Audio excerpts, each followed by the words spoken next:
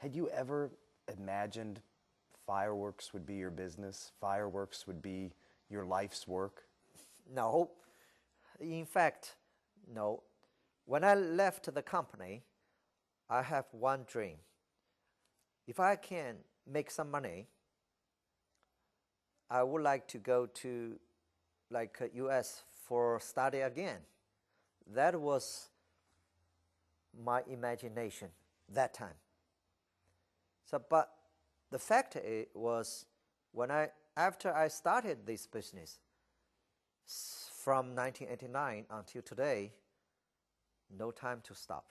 So this is why today our company is can be a leading company in fireworks industry, because really I have worked for this company very hard for 20 years.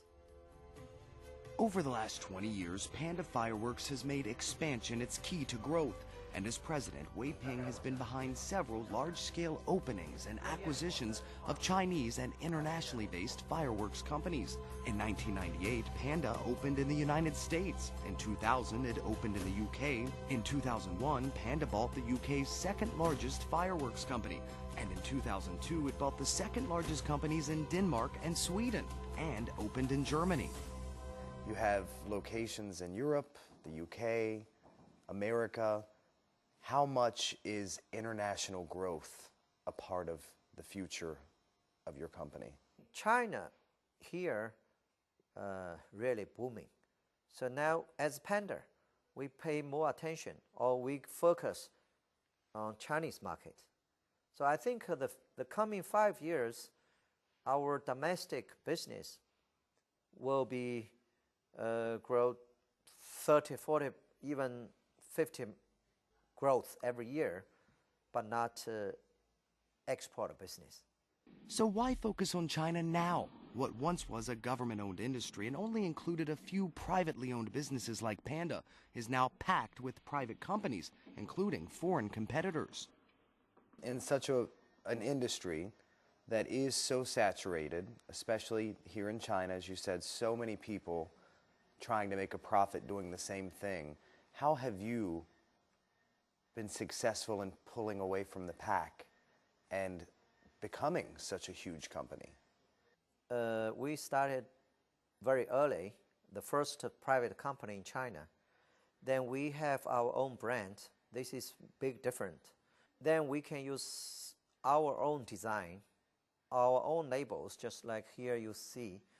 Those items, the profit much, much better.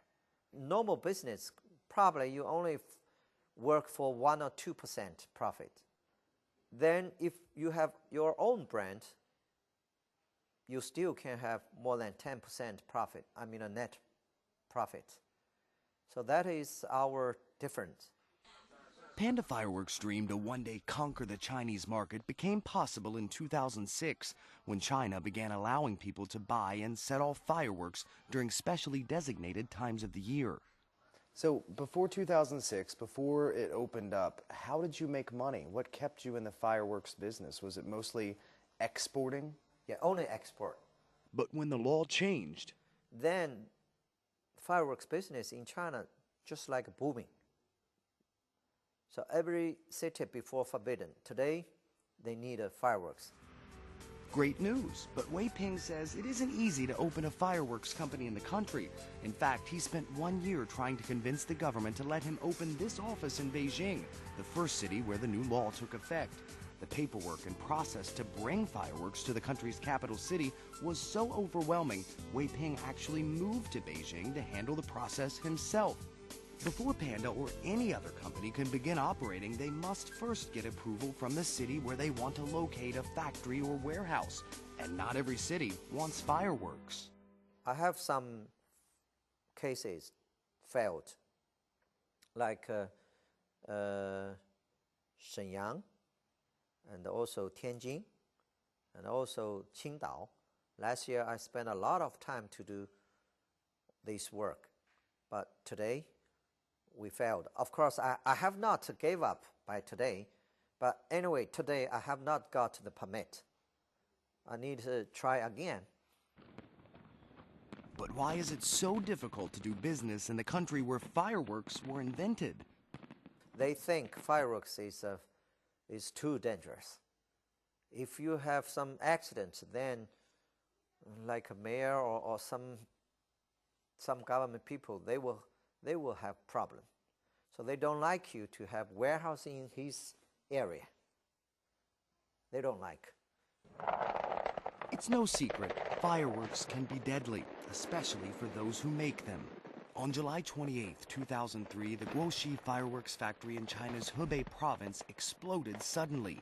In all, 29 people died and some 107 people were injured, and the factory was totally destroyed. Sadly, accidents like this happen every year in China.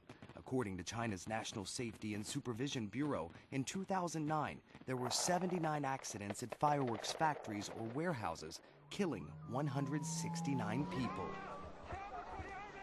How important is safety to your company, and how much does it affect the bottom line? I'm sorry, I have to face the fact.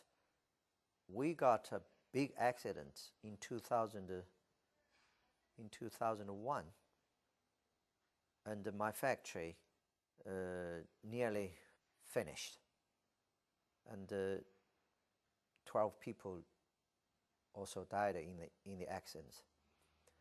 So safety is, as fireworks industry, safety really, really very, very important.